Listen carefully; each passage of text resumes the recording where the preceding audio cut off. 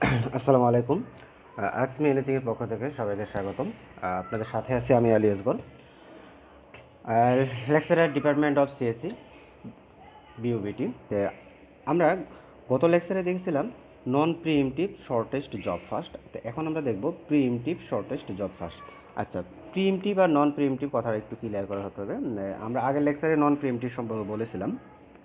Pre-emptive হলো যে একটা প্রসেস রানিং অবস্থায় আছে, তার কাজ কমপ্লিট হয় নাই, এই মুহূর্তে ইচ্ছা করলে অন্য আরেকটা প্রসেস এই প্রসেসটাকে থামাই দিয়ে বা ইন্টারাপ্ট করে আরেকটা প্রসেস শুরু হতে পারে। তার মানে এটাকে বলতেছে নন প্রিএমটিভ, তার মানে একজনকে জোর করে থামাই দেওয়ার অপশনটা এখানে আছে। আচ্ছা, এখানে এই কাজটা করতে গেলে তো অবশ্যই অ্যারাইভাল টাইমটা দেওয়া থাকবে, তো এখানে অ্যারাইভাল টাইমটা দেওয়া আছে। তো আমরা দেখতেছি। আচ্ছা, আরেকটা কথা বলে রাখি, অনেক সময় এটাকে বলা হয় শর্টেস্ট রিমেইনিং টাইম ফার্স্ট, মানে যে শর্টেস্ট রিমেইনিং টাইম ফার্স্ট, মানে যার রিমেইনিং টাইম সবচেয়ে কম হবে সে আগে শুরু করবে। আচ্ছা, তো আমরা দেখতেছি অ্যারাইভাল টাইম জিরোতে পৌঁছাইছে P1, তার মানে আমাদের যে জিরোতে পৌঁছাইছে তাকে দ্বারাই শুরু করতে হবে, যে কথাটা আমি আগেও বলেছিলাম। তাহলে আমরা P1 দ্বারা শুরু করলাম। আচ্ছা, এটা যেহেতু প্রিএমটিভ, সো P1 একটা না তার 15 ইউনিট টাইম সে কমপ্লিট করতে পারবে না, একে প্রতি ইউনিট পর পর আমাকে চেকিং দিতে হবে।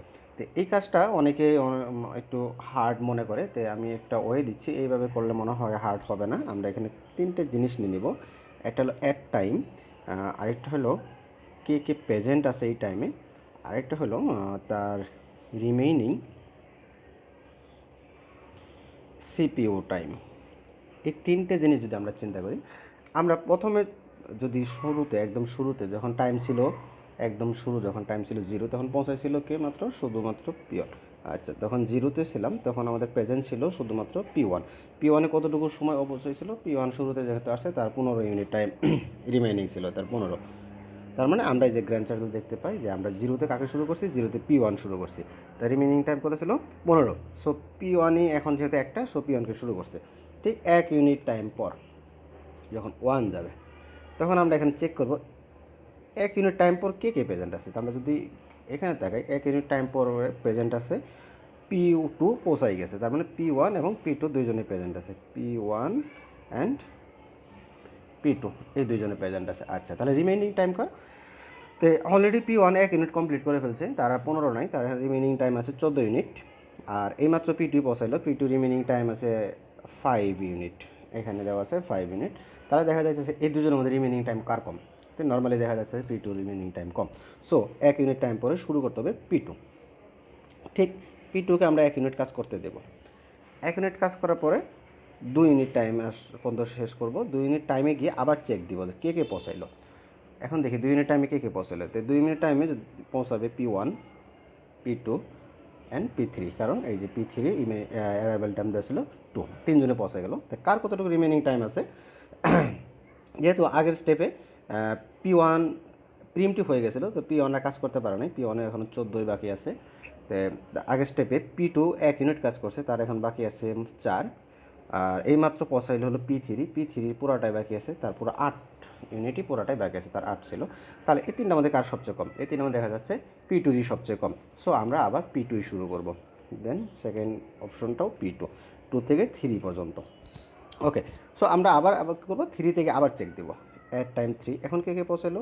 P1, P2, P3, P4 সবাই পৌঁছে গেছে। আচ্ছা, কার কতটুকু রিমেনিং টাইম থাকলো?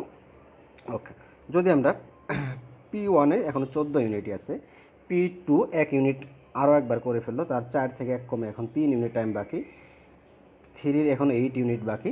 এখন তারপরে আসলো P4, এই মাত্র P4 পৌঁছালো, P4-এরও 3 ইউনিট বাকি। ওকে, তাহলে সবচেয়ে এখন রিমেনিং কার কম? এখন দেখা যাচ্ছে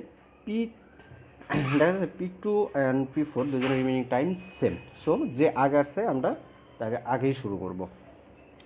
এখানে যেটা যদি যদি সমান হয়ে যায় তখন first come first serve flow করতে হবে, তার মানে আমাকে আবারও P2-কেই শুরু করতে হবে। দেন 4 নাম্বার এখানে আমাকে P2-ই শুরু করতে হবে। ওকে,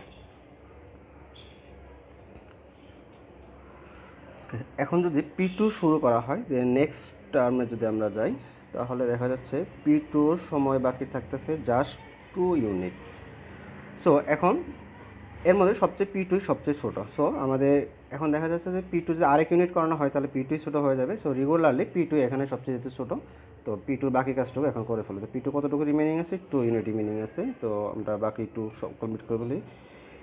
4 থেকে আর 2 নিলে কত হইতেছে, 6 ইউনিট। তার মানে আমাদের পি টুর কাজটা এখন কমপ্লিট হয়ে গেল। এখন বাকি রিমেনিং আছে তিনজন আমাদের সবচেয়ে কম আছে 3 ইউনিট কাজ ছিল পি ফোরের ছিল। সো এরপরে পি ফোর শুরু হবে। পি ফোরে 3 ইউনিট লাগবে, 6 থেকে যদি 3 নেই তাহলে 9 ইউনিট। সো পি থ্রিও কমপ্লিট হয়ে গেল, আর পি ফোরও কমপ্লিট হয়ে গেল। দেন রিমেইনিং যে দুইটা আছে 8 কাজ ছিল, 8 ছিল পি থ্রি 8 ছিল, অর্থাৎ এখন আমরা পি থ্রি শুরু করব। এখানে পি থ্রি শুরু, পি থ্রি লাগবে হলো 8, 9 থেকে 8 যদি দেই তাহলে 17 ইউনিট। এটাও কমপ্লিট হয়ে গেল। তাহলে রিমেইনিং থাকলো শুধুমাত্র পি ওয়ানের 14 ইউনিট। সো এখন পি ওয়ান শুরু করব। পি ওয়ানের 1 ইউনিট প্রথমে করে নিয়েছিল, আর বাকি 14 ইউনিট সে এখন করবে। সো এখান থেকে যদি আমরা 14 শুরু করি তাহলে ফাইনালি 31-এ গিয়ে কমপ্লিট হবে। সো এটা হলো সে গ্র্যান্ড চার্ট। এখন আমরা যদি ওয়েটিং টাইম বের করি, ওয়েটিং টাইম বের করা এখানে একটু ঝামেলা আছে, কারণ এখানে এসে কিছু কিছু প্রসেস একবার না কয়েকবার ওয়েটিংয়ে পড়ে গেছে। আমাদের ওই চিন্তা করে ওয়েটিং টাইমগুলো বের করতে হবে। আচ্ছা, প্রথমে আমরা যদি পি ওয়ানে ওয়েটিং টাইম বের করি, আচ্ছা গ্র্যান্ড চার্টের দিকে যদি তাকাই, পি ওয়ান প্রথমে শুরু করছিল 0 ইউনিট টাইমে, তার মানে তার ওয়েটিং টাইম ফার্স্ট টাইম ছিল 0। ওকে, সে 0 পরে 1-এ যায়, সে কাজটা কমপ্লিট করতে পারে না, সে 1 থেকে আবার ওয়েটিংয়ে পড়ে গেছে।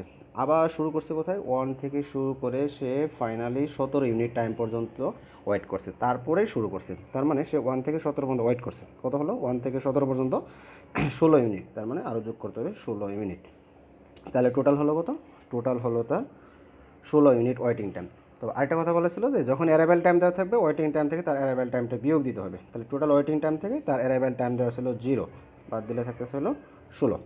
পুনরাভাবে যদি আমরা পি টুর কথা চিন্তা করি, চিত্রে দেখা যাচ্ছে পি টু 1 ইউনিট টাইমে শুরু হয়েছে, তার মানে sir first time waiting time হলো 1, first time waiting time 1। Second যে চিত্র থেকে দেখি যে পি টু শুরু হয়েছে 4-এ গিয়ে 6-এ গিয়ে শেষ হয়েছে, তার মানে এটা এক স্টেপে শেষ হয়ে গেছে, এক স্টেপে শেষ হয়েছে, তাকে আর সেকেন্ড টাইম ওয়েটিংয়ে যেতে হয় না, তার মানে তার ওয়েটিং টাইম জাস্ট 0 ইউনিট।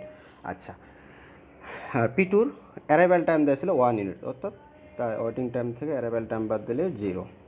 এখন যদি আসি আমরা পি থ্রি, চিত্রে দেখা যাচ্ছে পি থ্রিও একটা স্টেপে কমপ্লিট হয়ে গেছে। পি থ্রি শুরু হয়েছে 9 ইউনিট টাইমে, একটা স্টেপে কমপ্লিট হয়েছে। সো পি থ্রির ওয়েটিং টাইম হলো 9, বাট তার অ্যারাইভেল টাইম দেওয়া ছিল 2, বাদ দিলে থাকা হলো 7 ইউনিট। ফাইনালি পি ফোর দেখা যাচ্ছে এখানেও পি ফোর একটা স্টেপে কমপ্লিট করতে পারছে, 6 ইউনিটে শুরু হয়েছিল, তার মানে তার ওয়েটিং টাইম হলো 6, তার ওয়েটিং টাইম হলো 6, আর তার অ্যারাইভেল টাইম দেওয়া ছিল 3, 6 থেকে 3 বাদ দিলে 3 ইউনিট। সো আমরা ওয়েটিং ওয়েটিং টাইমগুলো পেয়ে গেলাম। অন্যভাবে আমরা টার অ্যারাউন্ড টাইমগুলো পেয়ে যাব। সিমিলারলি আগের মতো যা সূত্র ইউজ করব, যার waiting time plus CPU time. Okay, এইভাবে আমরা P one, P two, P three সবগুলো বের করবো, সবগুলো 4 দ্বারা যোগ করে সবগুলো যোগ করে 4 দ্বারা ভাগ করলে দ্যাটস অ্যাভারেজ পাওয়া যাবে। Thank you.